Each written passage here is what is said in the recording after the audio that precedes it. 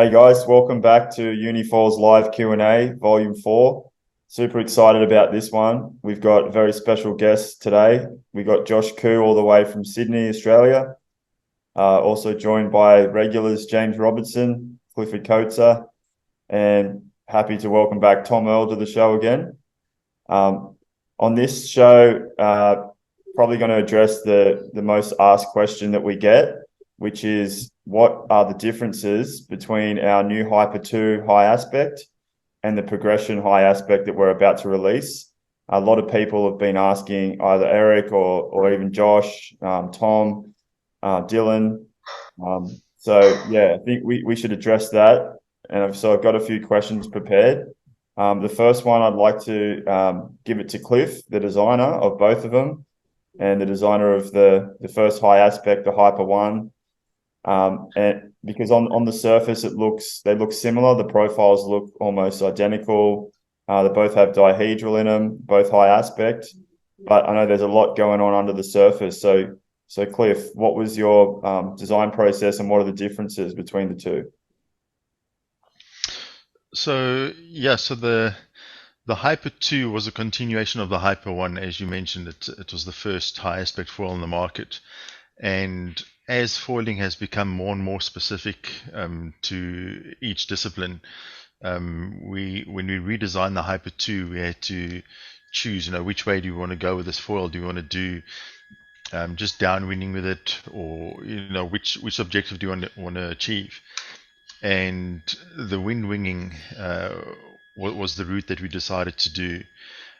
So the foil was primarily designed for wind winging. But I mean, through testing, as we found out, because the Hyper² had a very, very low stall speed, it was also quite a bit slower. When I did the Hyper², the stall speed increased. And this is one of the things that I was trying to make aware to the guys, was that it does stall a little bit, but it's very marginal. To make them aware that it does stall at a little bit of a higher speed.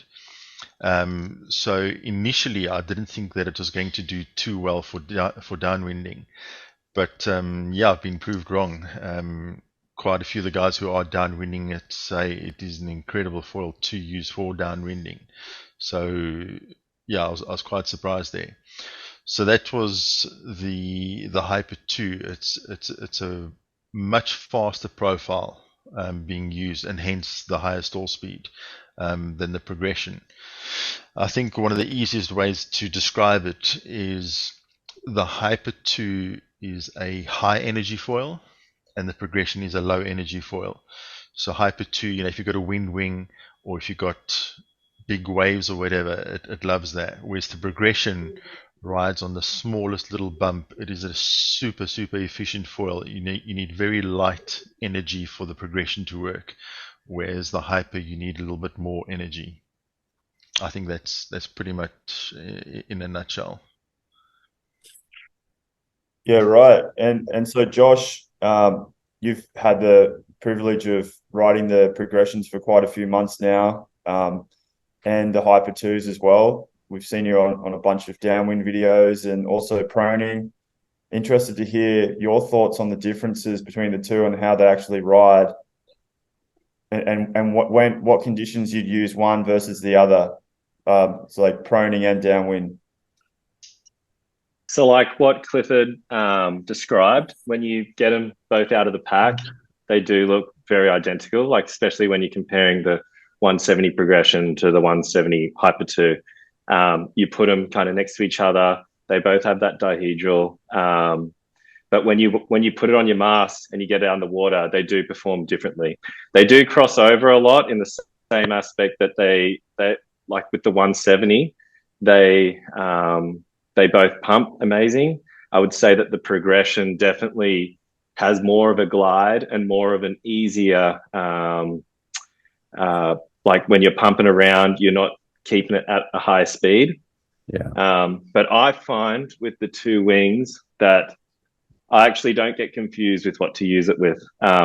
Say if I'm paddling out at the beach and it's knee high, chest high, I'm going for the progression, because the progression for me, it's a less of a higher cadence pump. It's more of a chilled. You want to be chilled when you're surfing the waves, versus when you're downwinding, you're on like more of a faster foil where you're chasing down swells and looking for the next move to get to connect your bumps, connect the dot. Yeah. So for me, I don't really use the progression for downwind, because I find, even though it can be used for downwind, the top speed doesn't allow me to chase the ocean energy bumps and swell speed. So yeah, when people ask how do the Hyper²s go in the surf, yeah, that they go great. And like, you're going to be doing like a lot of snowboarding carves if that's what you're into. But for me personally, I don't really like to do that type of foiling.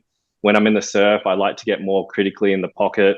I want to be doing whitewash hits, and the progression allows you to do that. Whereas the Hyper, you're a little bit more out on the face and doing that snowboarding carve, and so for me, I'm not confused anymore, because I guess I've had the privilege of using the two, and I don't really cross over anymore. But those are some awesome insights. So what would happen? So we know that the progressions are designed for the waves around where Eric lives in Florida, kind of low energy waves. But what's been interesting is guys are riding them in Hawaii now, in some bigger waves as well, and they're not having, too many issues. So at what point would you not take the progression? Say if you rocked up and it was 4 to 6 foot or whatever, kind of big energy, would you still take the progression, or what would you be riding? Would you be then going to a Vyper or a smaller progression wing? So I've actually had a few cases now where I've had that dilemma, I guess, of which foil to choose. I was in Hawaii and surfing all those breaks, like around Waikiki and stuff. And for me, like those breaks, there's a lot of like the waves break over a long distance. So after you surf the wave, you then, if you want to connect waves, have to pump quite a while back out to get to the start again. For me, 140 progression is hands down the best prone foil that you can use, because A, it surfs hard, and B, you can still pump around without being totally gassed. I also had, actually, no, sorry, I won't tell that story yet. But yeah, the 140 progression for me in more high energy waves, and what Eric's testing over in Florida, is the go-to foil, because it surfs just as hard as, say, the 150 Vyper, but it pumps 10 times more better. And it's got the glide. You can rest your legs on each pump. You can nearly even do a pump glide to rest your legs, and then another pump glide. Yeah, the Vyper for me still has its position. I do a lot of toe foiling, and the Vyper, you still can't beat the Vyper for how critically it can get in the pocket, how hard you can hit the whitewash. The only problem for me with the Vyper is that once you do 2 connections on waves, your quads are gassed. I don't know, unless you're Tom Earl and you can bloody pump for days. But for us, Tom's like, what are you talking about? Yeah, yeah. Well, for us mere mortals, like the Vyper for me, when I'm getting pulled by a jet ski, is incredible, because all I'm doing is focusing on that one wave, surfing it as hard as I can to my potential, and then kicking off and getting a ride back out at the back on a jet ski. Whereas the progression kind of connects the dots, because you're going to be surfing maybe just as hard as what you're surfing on that Vyper, but then you have the potential to pump back out the back and do it again and again and again. Yeah. So for me, that's where the progression falls, because like what I said before, if you were to mimic that, say on your 170 Hyper², yeah, you can pump around and get a heap of waves, but you're not going to be in that pocket. You're not going to be, like doing a roundhouse to hit the foam. You might be doing like snowboard carves out wide, but that's where the foils differ for me, for sure. Yeah, so it seems like they all live in their own little places, and there's a little bit of crossover, but not too much. So basically, to sum it up, if it was bigger waves and towing, you'd probably still be on the Vyper. If it's kind of beach breaks, anything from small, you'd be going the 170 progression. If it's a bit bigger, the 140. And then if you want to cruise and do a downwind or just pump around, you'd be going on the Hyper². Yeah, that's you totally nailed that 100%. And like what I said, if you want to get make it a little bit more complicated, that you can still downwind on these progressions 100%. Like I've done it. I actually got these progression wings before I got the Hyper² wings, and I was downwinding on them. The only thing is, if you want to get the most out of your foil, and yeah, those Hyper² definitely perform better on the downwind. Definitely. In the conditions I'm in Australia, like tested and proven, they definitely go better because there's more energy out wide there. The swells are moving a lot faster. And you want to tap into that when you're downwinding versus like, say if you've got pretty much, say if you're doing a downwinder in Florida where there's not much swell energy, but it's mainly just bumps, you could definitely downwind on the progression for sure. And I think Eric's proven that. Yeah, that leads well into the next question for Tom, which is, you're over there in the UK. The swells are not known to be as powerful as Australia or Hawaii. I know you've been proning a lot on the progression, and Zoltan, our UK distributor, apparently can't get him off the thing. So yeah, what's been your experiences over there in the UK with the Hyper² versus progression? So I think the main difference I noticed between progression and Hyper² going between the two, the progression felt really user friendly. Just felt like you could jump straight on it and you didn't really have to think about what you were doing too much. It just kind of goes with you, has the glide. You can have some bobbles and some mistakes and it doesn't drop out or punish you for your mistakes. And then when I was jumping back to the Hyper², that's when you notice kind of like you got to be a little bit more on it on the Hyper², but then you get like more of like a raw kind of exciting feel. I think out of the Hyper², it will accelerate a bit faster. You can definitely feel it. It's got a higher top end, like you can outrun the wave a bit more. Also, I think if you're going between the 170 Hyper² and the progression 170, that progression 170, you definitely notice it's got like a really big span on it. So comparing those two, the 170 Hyper² and the 170 progression, you can definitely feel the extra glide on the progression. But then at the same time, I can feel you've got that slightly delayed roll in just comparing it to the Hyper² 170. But then I dropped onto the 140 progression, and then that goes away. And that 140 progression feels, for my weight, feels like pretty insane because then you've still got all that glide and then a little bit of extra kind of maneuverability. And I was amazed as well at the 210 Hyper² with all that area, because it seems like Cliff hasn't gone too crazy on the span of it. It is actually still crazy maneuverable for being a 210. But then I couldn't stall the thing. I was like, when is this wing going to stall? Like you pull off a wave and you've almost gone down to like barely moving and the thing still doesn't drop out. So I was most amazed with that 210 Hyper². Actually, that's the one that kind of shocked me quite a bit. Yeah, that's my favorite at the moment, the 210 Hyper². Going back to something you said at the start of the interview, Cliff, about the higher stall speed on the Hyper²s. We've heard from a few guys that it's not that much of an issue. Like if you are struggling with that, can you just increase the size of your tail stabilizer, or what can you do to get around the higher stall speed? Yeah, so in the early days of testing the Hyper²s, because the wing section is thinner and it is quite a bit faster, the stall speed does go up. However, it's not a dramatic increase. It is there.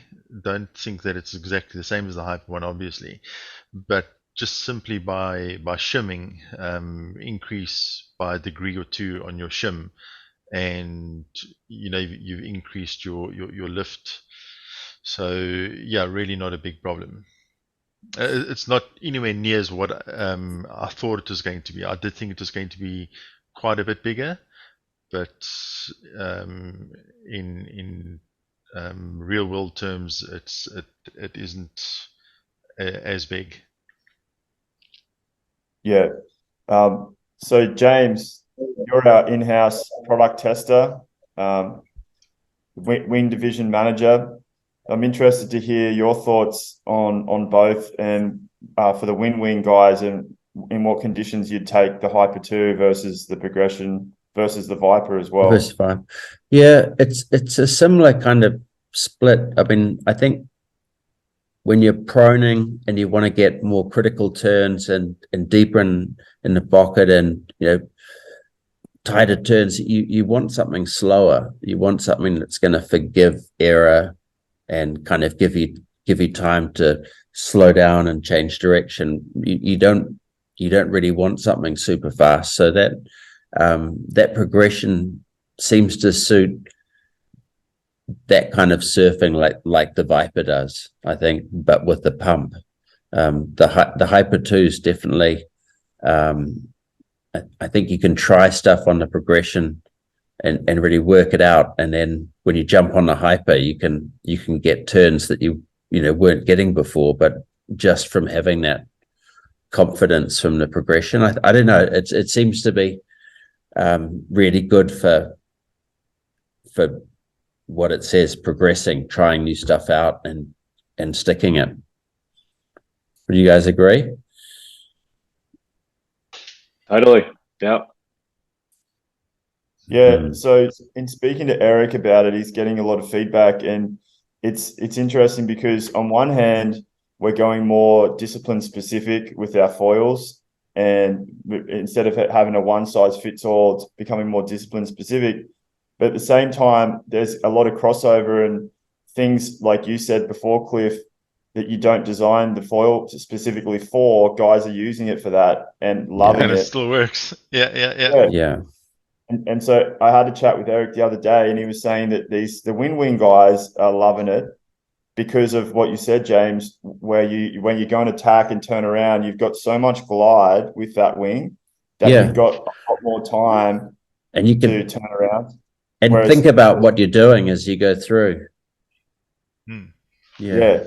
So it was interesting to hear Eric saying that it's almost like there is a lot of crossover now as well, of like if it's going to go good in one condition or for one specific discipline, then it actually crosses over. But yeah, so the progression, it was designed for glide, to make it easier for they're calling it the all-rounder, like unicorn, because it like Josh said, it turns really well.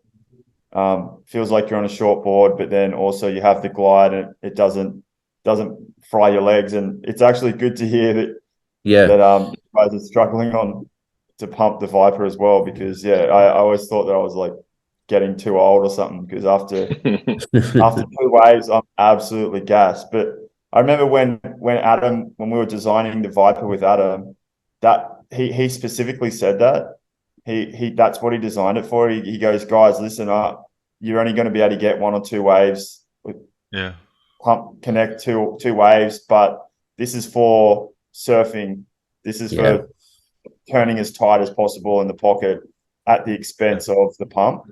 But I think what Eric's done is he's gone, I'm not willing to compromise that, so I want the pump and the turn. And I think he's achieved that with the 140, and even more so with the 125 that he's working on with Cliff as well, that we can't say too much about, but apparently that's another level again if you want to turn and still have that glide. I think it's also comes down to tunability. Am I jumping the gun a bit here? No, not at all. Just talking about the progression, one of the things that makes it glide so well is it's imperative that you have it tuned correctly, that you don't have too much shim, that it's far forwards in the box. Yeah. So that's also very important. You can completely mess a foil up by having the wrong tuning on it, having it in the wrong place and having the wrong shim, and so it's also imperative that it's tuned according to what you're trying to do. What would you recommend, Cliffy, to get the most out of your progression wing? What tail would you tune it with? So it all depends on conditions. Conditions is critical, and the weight of the rider is critical. But we must always remember that the flatter you keep your stabilizer, the less drag you're going to have. Yeah.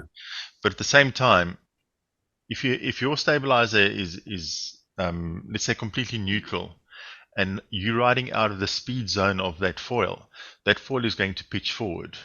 So the moment you start going too fast, now you're going to have to, your back legs are going to start burning up because you're trying to stop the foil from pitching forward. So then you'd need to shim it, or you would need to move your foil a little bit further forward in the box. However, so the first step is to move the foil further forward in the box. If it's still pitching forward, then you have to shim.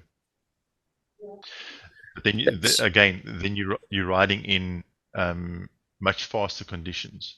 So back to as little shim as possible for maximum efficiency. That's what it boils down to. The smaller the shim, the more efficient your foil is going to be.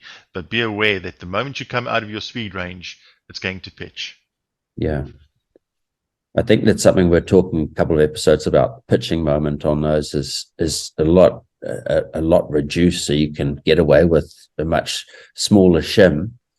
I've certainly felt that, and I've stuck with it, and I'm just ending up being much more back-footed when I pick up speed, and I quite like that.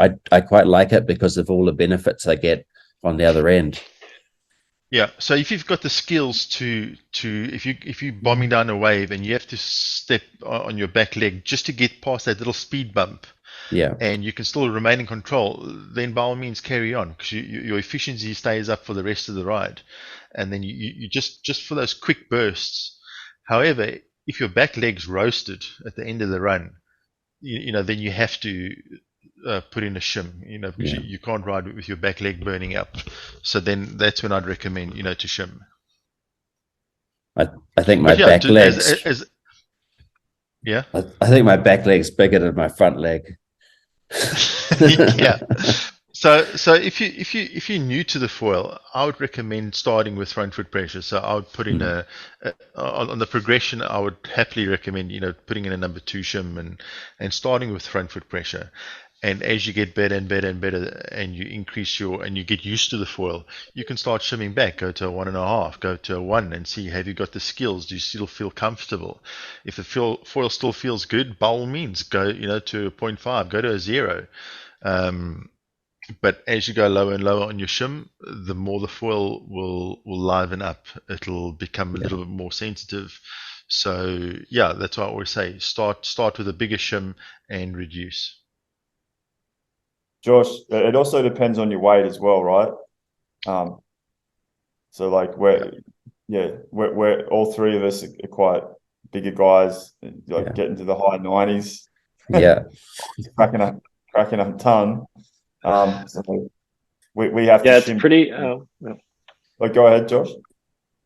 I was going to say, I'm more around the 67 kilo, and I've been playing around. I've been playing around a little bit with like the 13-inch stab, the red tail, and the 14-inch stab, and the difference between those two tails, even though they look identical and they're only an inch different, it's incredible how different you can make your front wing feel versus like if it's the progression or the Hyper². And I thought that was super interesting. And Cliffy's been running through that with me a bit with all my questions. But for me, for the downwinding stuff, or even for if you're proning and you're beginning, you want to start off on that bigger tail. For me, I really like a front foot pressure, like the rest of you guys were saying. But starting on that front foot pressure tail, the shunt, Am I shape. correct? Yeah. Yep. Yeah. I started off with that because I love that front foot pressure, but now I've come back to the shiv because that tail actually is more efficient and you're going to get more glide out of it. And now I've moved my mast forward a touch to still get that balanced feel. And I think what Cliffy's told me is that I'm pretty much getting the most out of either foil with that setup. Zero shim, shiv tail, with either the 14 or the 13-inch. But yeah, what I was saying, if you start off on that bigger tail, especially on downwind, or if you're just learning to prone or something, that's going to give you the lowest stall speed that you can get. So most user-friendly, most stability, hence why it's called a stab. But yeah, once you get better and once you play around a little bit more, if you reduce that tail size, how much it can liven up your actual foil, more maneuverability, faster. Like it's incredible how much faster it goes because there's less drag. Yeah, it's amazing. And that having that 3-piece tail pack that you get with all the red tails, it's great to figure out what type of foiler you are. Are you a back-footed foiler? Are you a neutral foiler? Are you a front-footed foiler? And I think it's really cool. Like Cliffy was really, I don't know if I was an experiment for him, but he pretty much didn't tell me what any of those, he pretty much didn't tell me what any one of those tails did. I just put them on and was like, oh my God, the nose is diving on this. What the hell's going on? And then the other one, I was like, oh no, this one feels a bit more balanced, or this one feels a bit more front foot. But I would highly recommend those tail pack to just even figure out what's going on, or even to see, like, it's maybe like a test for yourself. Yeah. What a tail can do to your front wings. I think that's a huge learning curve. That's a huge insight. And like I'll say this on every single podcast, it's a game of millimeters. And just talking about the profiles of the progression and the Hyper² and also the profiles of the tails, to the untrained eye, they literally look identical, but they go so different. And so it's been really interesting to see, you know, guys like you, Josh, Tom, Eric, although foiling is subjective and there's different feels, and James as well, we're also getting people say the same thing. Oh yeah, I tuned it with everything and I like the shiv tail. Yeah, and the 13 shiv tail seemed to be what a lot of people are using, with the zero shim. And so it is interesting that we don't say it, we just kind of send it out to the riders and don't kind of fill their mind with any preconceived ideas, but they're always kind of seeming to choose the same setups with it. Yeah. So yeah. So that's go ahead. I was going to say one of the main questions I get when people are asking, how should I tune this for this wing? And like, you know, I'll tell them exactly how I'm tuning it, but that might be completely different to you, Toby. Like I understand people are nervous about what to buy because, you know, things cost money and stuff and they don't want to buy the wrong thing, but you really need to kind of go in without all this preconceived conception of what other people are doing and figure it out for yourself, because every person is different. Every person applies different pressure to either their front or back foot or how they naturally stand. And, you know, I'm more than happy to give advice of what I do, but I can guarantee it might not be how you ride. So I think that 3-tail pack is a game changer, especially how it comes when you with your nuts and bolts, how you come with all the different shims. Play around with it. Like, be prepared to sacrifice, you know, a couple hours changing your gear, because you will get the most out of it when you figure out exactly what is unique to you. I totally agree. It's like I always go back to my skateboard analogy. If you've been riding a skateboard with tight crux the whole time and you've never ridden a skateboard with loose crux, you don't know what it feels like. And when you first ride it, you hate it. You know, it's like, nah, this is terrible. It's way too loose. But spend a bit of time on it, and it increases your bounding box. And I mean, Tom, you proof of that. When we first met up, you were a very rear foot driven foiler, and just through some of those, when you look back, I had a pretty major kind of poo stance going on. I think it looked odd. really that, wide that, stance. that wide kind of surf style which you have on a shortboard just looks odd on a foil. It Yeah. just, when you're like suspended in the air and you've kind of got this wide stance kind of bracing for something, like you're not falling out of a lip permanently on a foil, are you? So you don't really need to have that low center of gravity, boxed out stance kind of. So yeah, I was, when you first said to me, I was a little bit kind of, yeah, but I wanted to be like surfing. And then I eventually, like, that your little voice in my head was like chipping away, and I kept looking at clips and I was going, nah, I got to do something about that because that's looking like a bit strange now. Yeah. And I mean, how much did it change your foiling by experimenting?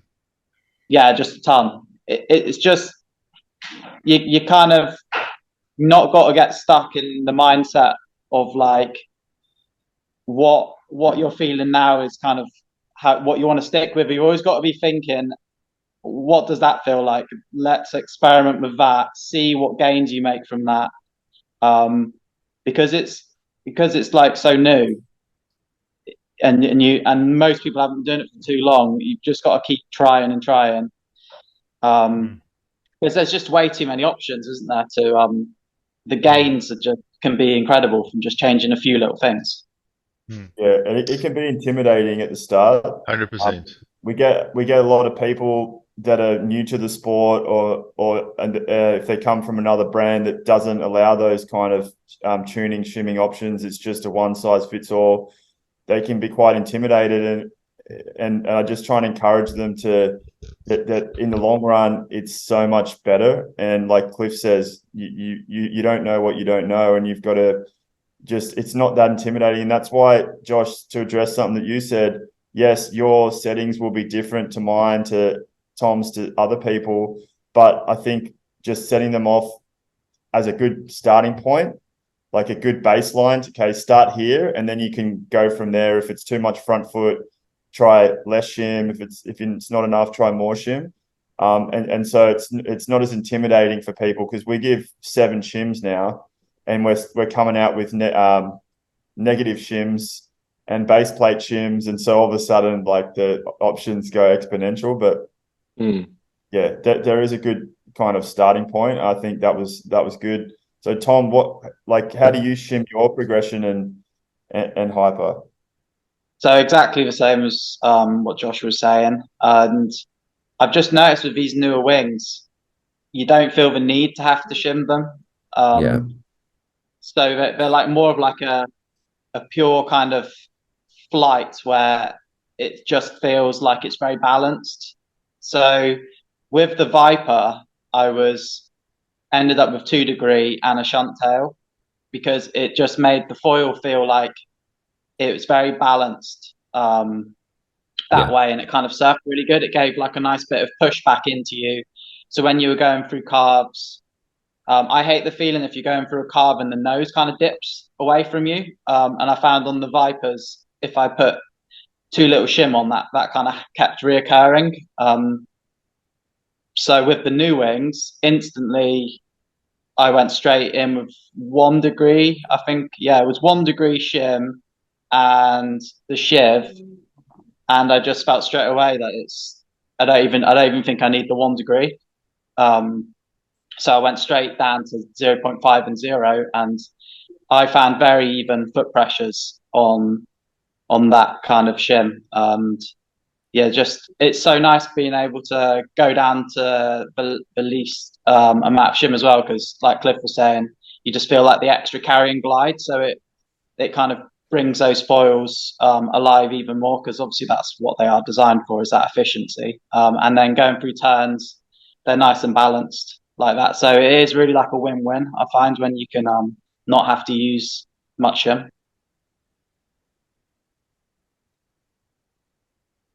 Interesting. What about you, James? Yeah, but I totally agree with the pitching moment on both of those is massively reduced. So there's very little shim needed. So you can get both of them to feel really slippery. Just, I think the only difference I've probably got with you guys is because I'm a bit heavier. I prefer that that shunt tail because it's just got a little bit more front foot. And so I've got extra weight, so I can kind of sacrifice that drag. That's fine. And that just balances really well paddling in, especially. Just keeps the nose up, keeps it nice and level. I'm Yeah. exactly the same as you, James. I can't ride it with a 0 or a 1 shim. It's too twitchy for me, and because I'm that much heavier. I mean, what do you weigh, Josh? I'm 76. Lucky get. And you, Tom? I'm the same as Josh. Yeah, around 76. 76. I mean, I'm 24 kilos heavier than you. Yeah. So when I go towing, I can't, I just push the nose of the board down. So I always ride with at least a 1.5 or a 2 shim, just because I have that extra weight. And that's why I say to the guys, just because Josh rides a 0 shim doesn't mean I can. And that's why I say it's so imperative that you can tune your foil. Yeah. And, if manufacturers are still making their foils that you can't tune them, I think you're missing out hugely. And guys that have been foiling for at least one season need to start tuning their foils. I've heard of guys that have been riding foils now for a couple of years, even longer, and they've never changed anything on their foils. I'm like, no, try this and try that, and the one guy's like, it completely changed his setup. That's how important it is to get your tuning right to what you want and what you like. So yeah, you're missing out if you're not tuning. 100%. Yeah. And Josh, you also come from a surfing background. You're famous for a few of those clips at Deadman's and stuff. And how's it been learning foiling for you? Were you doing the same as what we were doing, like kind of wider stance and a lot of back foot? And then have you had to adjust your stance as you get better at foiling? I was quite lucky because I actually was never really a back-footed surfer to begin with. Like a lot of my surfing is not very critical in the sense that like I've always ridden twin fins and kind of done foiling turns to begin with. It's all very much like, a balanced foot pressure through turns, or even like a front-footed turn. Like if you see, like if the way I surf half the time, like my back foot's pretty much in the middle of the board anyway. So I was very lucky in that sense because I've seen a lot of traditional surfers come from that where they want to really push on that back tail pad, and for foiling that just shoots your nose up into the sky. So I was lucky. I think my surfing style translated quite nicely into the foiling, and especially how I had a lot of jet ski towing background. That's pretty much where I learned. So I got to fly on the foil quite a bit to kind of find my feet really on the board. For me, prone paddling came after towing, and I completely sucked at that because the transition from paddling on your belly and jumping up, I just couldn't do it because the thing was just flying into the sky. Yeah. But I was lucky, to be honest. Yeah, because I've seen a lot of people like what you said, Tom, where they've got that real solid surf stance, and maybe one back foot is behind the mast and the other foot's in front of it, and it's just like a seesaw action with every slight adjustment.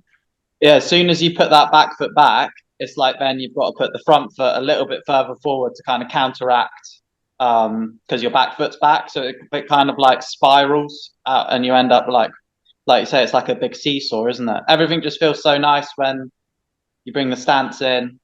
Everything feels more stable. Totally. I like your style, Tom, like your feet are very close together these days. And I see that your back foot is never really behind the mast, is it? No, so it kind of goes, I know, I don't really pay too much attention. I normally just shuffle it around to where it feels right. I see on clips, it looks like I've kind of move it back just to like on the trailing edge of the mast. It's like probably like as far back as I go. And then for pumping, I look like I'm either dead over it or a tiny bit ahead. But I notice if I do step too far back, occasionally I do it by accident. and I go to say load up in a bottom turn, and I can't really, when it is back, when I do try and load up and kind of almost counter rotate like you would do to go into before you go into the turn, it kind of feels like you can't load up properly because it obviously lifts the nose up so much. And then same with going through carbs. If my foot's too far back, I can't really doesn't feel like you can crank it through the turn the same because it kind of like pitches up too much. So that's where I kind of my foot just seems to sit in that same spot now when it feels right. It feels like there's enough resistance under the back foot when you're pushing through a turn. And do you find also if your feet are in the same position when you're pumping, say quite far forward, if you try and stay in that position and surf, it just feels wrong? Like you can't really crank it as, 100%. It needs, they need a shuffle, hey?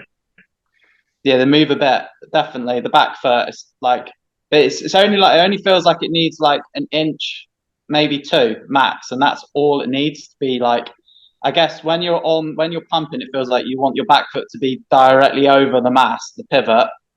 And then when you're turning, it only has to be the tiniest bit behind the center point of the mast, and that's all it feels like it needs. And you suddenly feel like you're a bit behind the pivot point, and you can kind of turn a bit harder. Yeah. Have you guys been experimenting with moving your mast all the way forward, all the way back? I know most riders have got their mast as far forward as it will go, and now we're even coming out with longer twin tracks because people are still not happy with how far forward they want it even more forward. But then there's also other riders that are trying to put it further back. So, like Tom and Josh, how do you guys ride with your mast? You go first, Tom.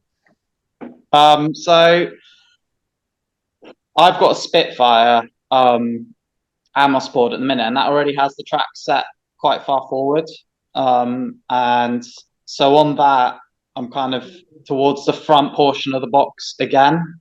So I find moving the mast around doesn't really affect my foot pressures because my feet will search the board for that feel I want. So if I move my mast 2 inches forward, after a few waves, I'll look down and my foot's naturally kind of move forward to match it.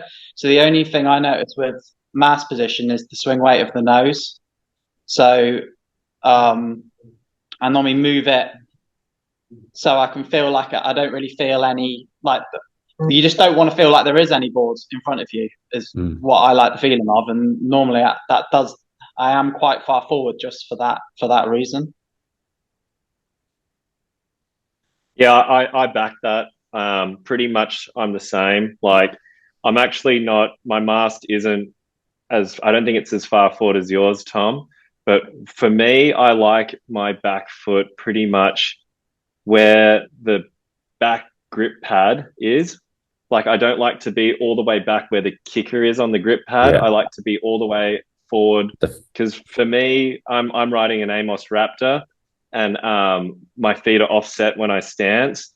And for me, I just feel like in that position, if my back foot is kind of at the top of the tail pad, there's just enough room behind my heel where I still got a little bit of room to move if I need to make the most minute movement in a turn.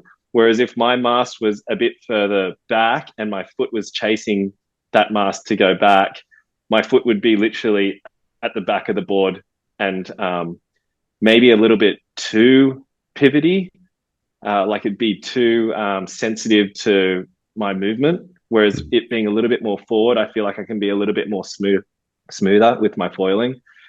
Just like Tom said, I feel like if you've got a board with a bit of real estate on it, wherever your mast is, you're going to move your feet to that position if you know your foil well enough yet. But I would just recommend at the start, always starting in the middle of your tracks. And, if your board's getting rocketed up into the air, move the mast back. But if and vice versa, if it's nose diving, move it forward. And that's also the greatest thing. And I experienced this down in the foil comp that we had here in Australia with the Unifoil T-nuts.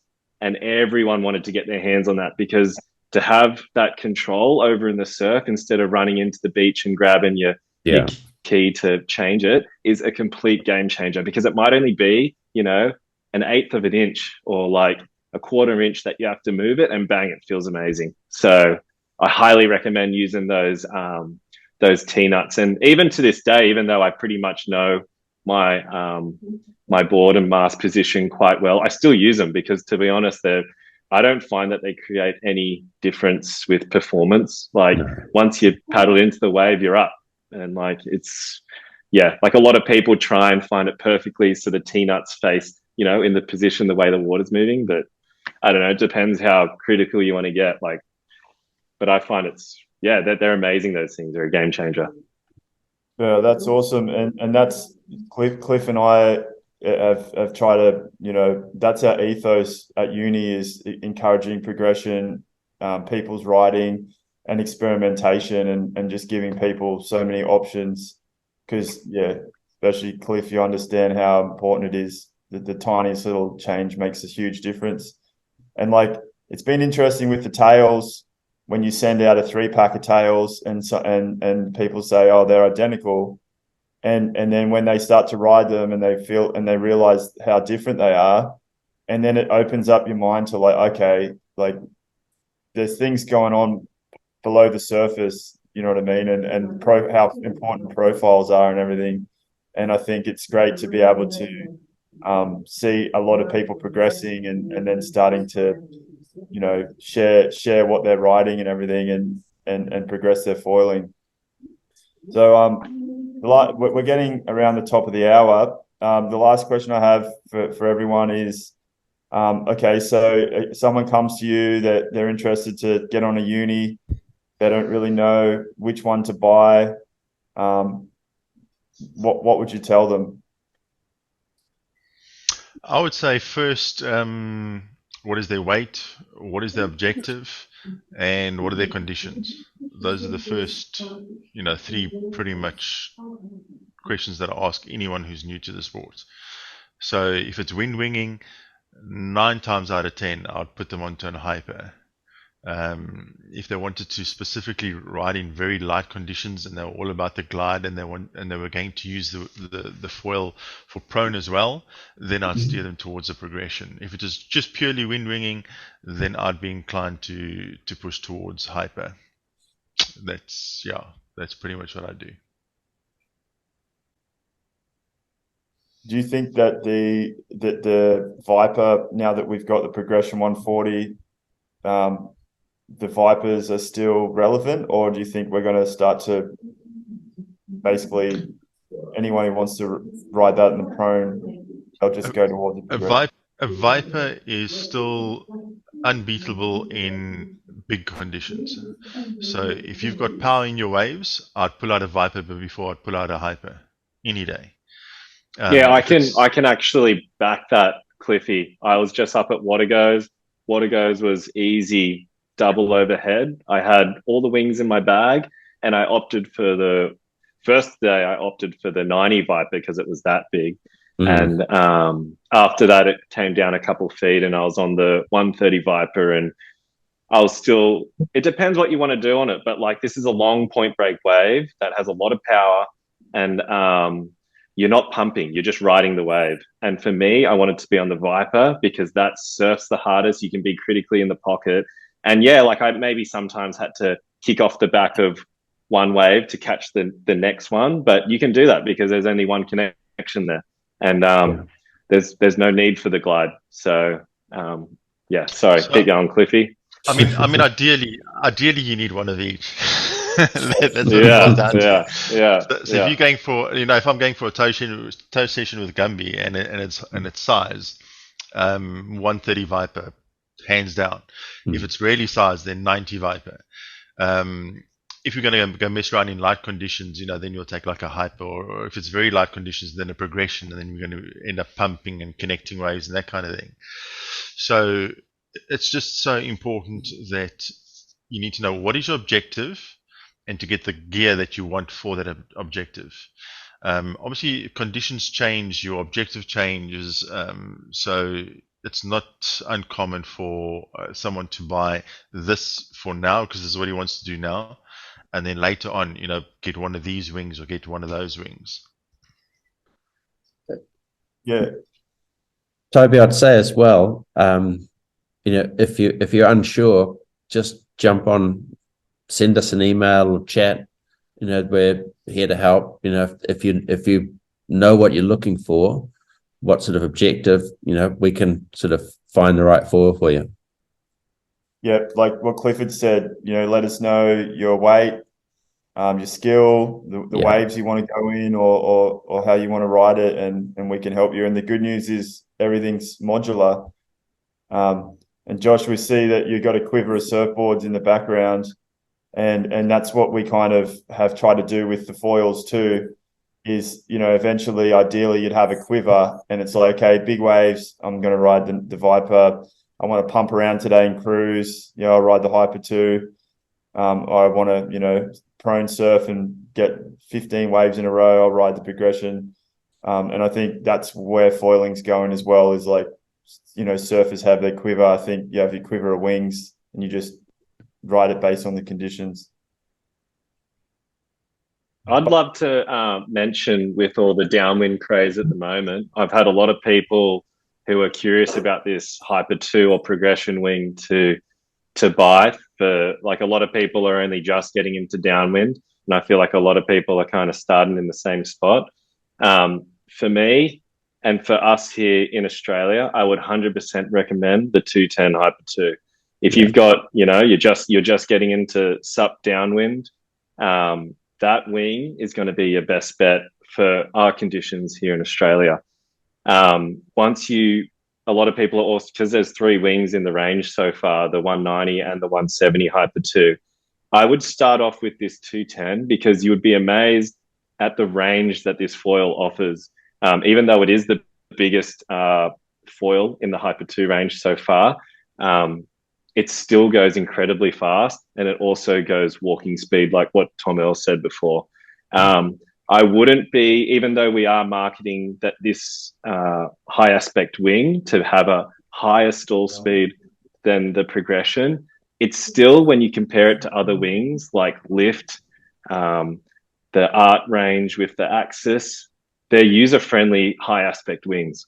They're not super high aspect where, like, if you're not going super fast, it's going to drop out of the air. They're actually quite a user-friendly high aspect wing for people getting into downwind. And like, I was amazed at the performance that it gives. And if you're only going to buy one wing, I'd highly recommend the 210. Interesting. Yeah, that's my favorite. Just to add to that, the 250 is coming out. So for us heavyweights, it'll be here soon. Yeah. And a 150 as well. We've been getting, people have been asking for both. So yeah, we got a Hyper² 250 and a Hyper² 150 coming out in a few months' time. We'll give more info closer to the date. I think I got I don't know if we got time. Do we? Yep. Got a few minutes. One last thing that I think we forgot about in this chat is fuse size. And for me, when you're running the progression wing, either the 140 or the 170, and where I like to use it in surf, I like to run it with my short fuse, because for me, that gives me the most whippy reaction, most surf feel. And then where I then go into downwinding and I get my Hyper² range, I then whack on a medium fuse, because for me, that irons out all these little twitchy moments. And if you're on a long downwind run, you don't want to be using your little ankles twitching around and being unstable. You want to whack on that longer fuse. For me, it's medium, and that just irons everything out and makes everything smoother. I have gone up to this long fuse that we offer, but for me, and maybe my weight, it just doesn't agree with me, and I can't really get it going. But yeah, I just wanted to mention that with performance. And yeah, you could definitely run the Hyper² range with the short fuse, and you're going to get like a surfy feel. So Tom, I was just wondering if you feel the same with the short fuse and the medium fuse with the ranges of foils. So with the Vipers, I was always on mediums. So I was always used to that kind of medium fuse to kind of steady the pitch of the Vipers. So I put the medium in straight away when I got the Hyper²s, and they felt really good with the medium. So when I tried the short in the Hyper²s, it felt really good as well, because it feels like those foils, because they're not quite as pitchy. They want to have quite a level kind of flight. It doesn't feel like you need as much from the tail to kind of stabilize them. So the shorter fuse didn't feel too twitchy, and like you said, you can improve the maneuverability, and going for a turn, you can kind of give it a little bit of extra whip. So between the short and the medium fuse, I'd struggle to choose which one, because they both feel pretty good in those in new wings.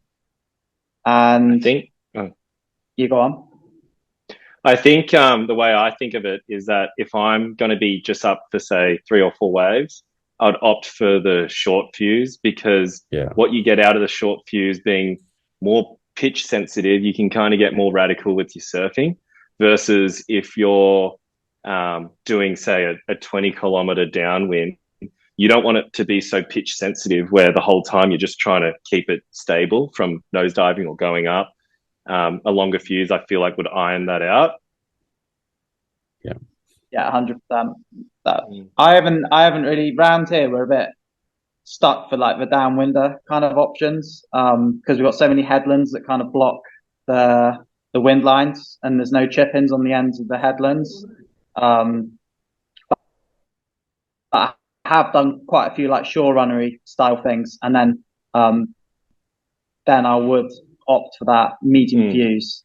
Just, it does take that extra bit of effort and muscle to kind of use a short fuse sometimes, doesn't it? Like you say, it's kind of like a little tiny bit more pitchy.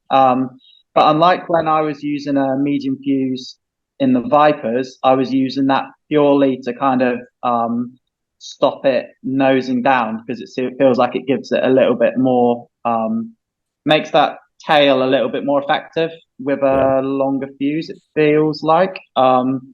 So I'm using it for a different reason though in the Hyper²s. I'm just purely using it just to stop it pitching up and down, having a medium staying up longer. I'm sure Cliff, maybe does that sound about right, Cliff? Yeah, I find exactly like Josh says, a short fuse, you like going all the time and it tires you out. That's how it is for me, because it's so sensitive. Whereas the medium fuse is just chilled. Yeah. I rarely ride the short fuse. Yeah, I'd agree. I ride the short fuse for towing, but because I'm heavier, that medium fuse is definitely a lot easier to pump for those high aspect wings. So if I'm proning, I'll definitely be on it. Sorry, Toby. I was just going to say, this is another example of how important tuning is, and having all the options, and how much of a difference it makes. And then when you mix it all together, it's crazy. It's a completely different foil when you start to change all these things. Well, I think oh, you go. Sorry, James. Sorry, no, I was just going to say, just remember to ask us. We're on the socials and email and chat. Don't hesitate. We'll have really good advice if you contact us. Yeah. Sorry. Good, Josh. No, that's pretty much what I was going to say. I was like, feel free. Like, I've already got a heap of people asking me, but just remember that, like, like what we were saying, everyone's different with their tuning. So I'm more than happy to direct you, like, on a case-by-case service type thing. But just be prepared to play around with your gear, not one size fits all here. Yeah. If I could just not change the subject completely, but with regards to masts, I know, Josh, you're quite keen on the katana mast now.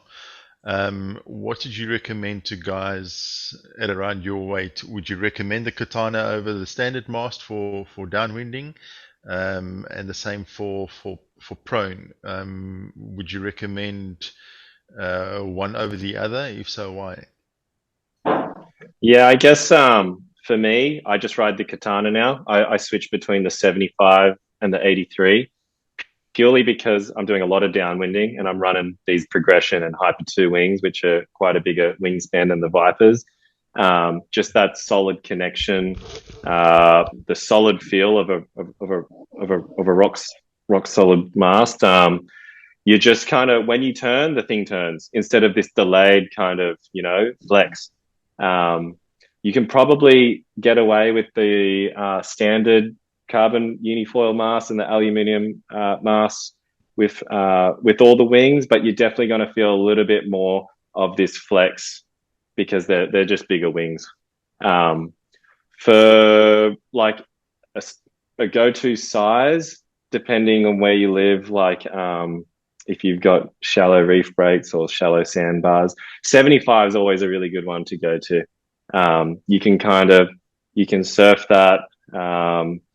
You can kind of not scrape the bottom when you're paddling out the reef pass or on your beach break. But I personally, when I'm doing tow surfing or prone surfing where I live, I'll run the 83 katana. But then when I'm downwinding, I'll run the 75 katana. Just not surfing as hard when I'm downwinding, like I'm carving, but I'm not trying to breach wingtips and stuff. On a longer mast like the 83 katana, you can just kind of get a little bit more lean over before those wingtips come out and just a little bit more critical. But yeah, if you're going to go for a tow station, let's say for example the Vyper 130, which mast would you use? The 83 katana still. Okay. Yeah, I'm all about rigid masts, and I just think like when you're towing, you're dealing with powerful waves, you're dealing with speeds that you would never normally get to when you're proning, and you just want everything to be solid. You don't want any chance of flex, even though in the earlier days I might have, been accustomed to the flex and maybe use that to your advantage. But I think after you try a solid rock, like stiff mast like the katana, you're not really going back. And same question to you, Tom. Well, you know what I think.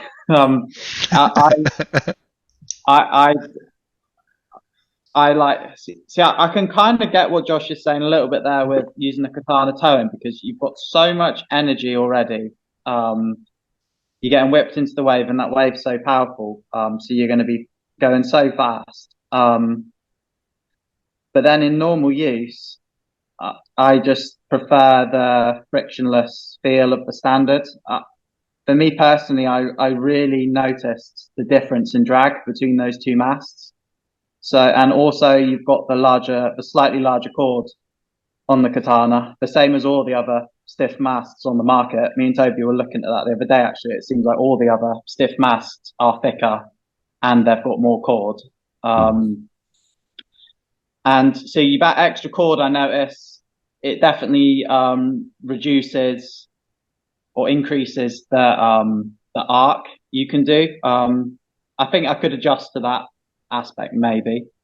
But the speed, I think, is going to be hard to overcome with the katana or any stiff mast because it's thicker and you've got the more cord. You definitely notice it doesn't accelerate as fast. It doesn't feel like it goes as fast, and it feels like you're dragging more material through the water, which you are literally dragging more material through the water. And then also I do find myself when I'm surfing, I don't, when you are constantly going in and out of turns on waves, I do notice I sit lower in the water on the mast because it's not really ideal. You don't really want tips popping out all the time.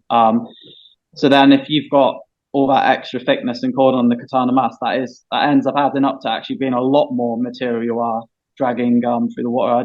I just really notice it. The jury's out, I think. Maybe that's your secret. for me personally, I mean, I've only just started getting into pumping or starting to ride the katana mast with pumping, and I can notice the difference now. I can notice what a difference it makes to pumping on a big wing, And previously, it never interested me.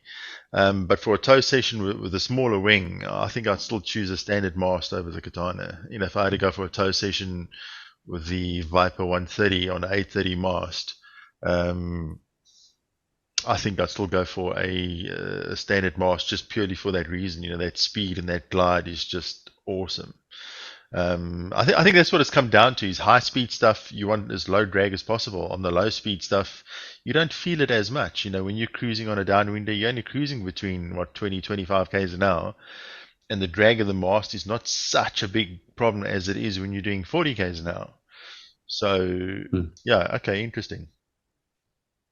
Yeah, so what we've been telling people that ask, we get this question a lot, what mast should I get? We're still recommending the standard with the Vyper range, because that's more of a surf range. People wanting to turn and go fast and turn the pocket, and because it's not a high aspect, it's a mid aspect, you're not noticing that twist and flex as much. And then we're directing people with all the high aspects to the Katana super stiff stuff. Of course, I think it's a good recommendation.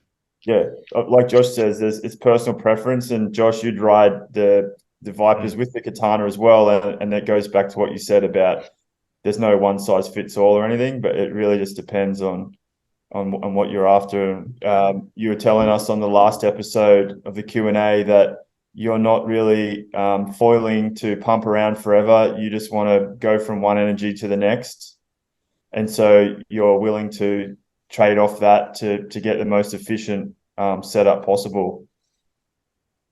Yes. So I do notice on the Katana when you're pumping, I feel like it's a more pump. Not going to advantage there on the Katana. But yeah, like I still don't. For me, the pump on the standard mast is still fine, and it doesn't really affect my range of how far I can pump. But I just noticed that when I do get onto a wave, it just feels like there's less drag. Yeah. So it's very hard for me when the only reason I'm pumping is to get out to a wave to ride it, to then be have any kind of what's the word, like, just because the priority is on riding a wave, not just pumping around in circles for like half an hour. I just kind of align my priorities on 100% what feels best on a wave. And if that means maybe there's a few bobbles on the pump out, I'm not really too worried.